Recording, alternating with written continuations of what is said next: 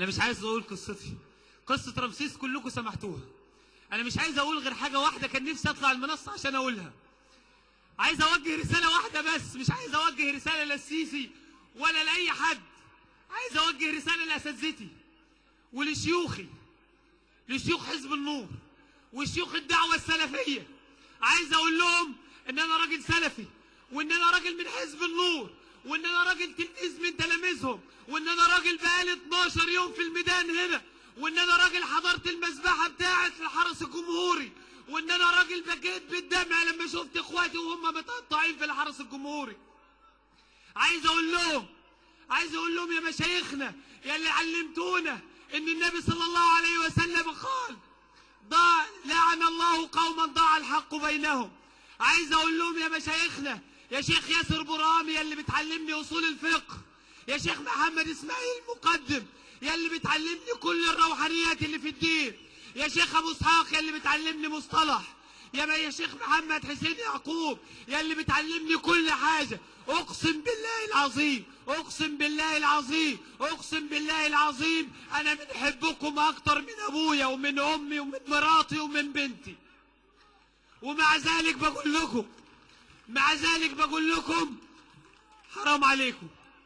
انتوا دلوقتي شايفين الحق والباطل، انتوا دلوقتي شايفين تلاميذكم بيسيبوكوا، انتوا شايفين الناس اللي هم اتعلموا من ايديكم ومن مساجدكم ومن دروسكم بيسمعوا شتيمتكم ومن دافعوا عنكم برضك.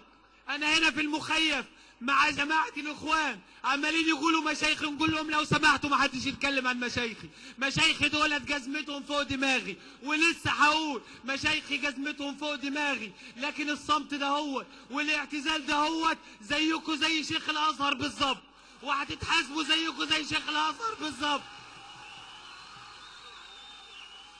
وعايز اقول لكم حاجه واحده بس، انا مضروب هنا، انا مضروب تحت هنا، وزمايلي من حزب النور برضك مضروبين في الحرس الجمهوري، وياما مصابين هنا من حزب النور ومن الدعوه السلفيه من كل مكان في مصر. حسبي الله ونعم الوكيل في كل واحد شايف الظلم وما بيساعدش ان هو يشيل الظلم. مشهد رمسيس، ايه اللي حصل في رمسيس؟ الله يكرمك، ايه اللي حصل في رمسيس ضربونا الاول بالخرطوش واحنا في الركعه الثالثه من التراويح، وبعد ما طلعنا والغاز مال صدرنا، وبعد ما كنا هنموت نزلنا تحت في المترو وطلعنا هناك وطلعنا فوق الكوبري، وبعد ما حدفناهم بالطوب فضلوا يضربوا قنابل الغاز مش فوق. قنابل الغاز بتنضرب فوق كده عشان الناس يشوفوها لانها بتطلع مندفعه جدا قدام. ضربوا قنابل الغاز ودخلت هنا بتنضرب،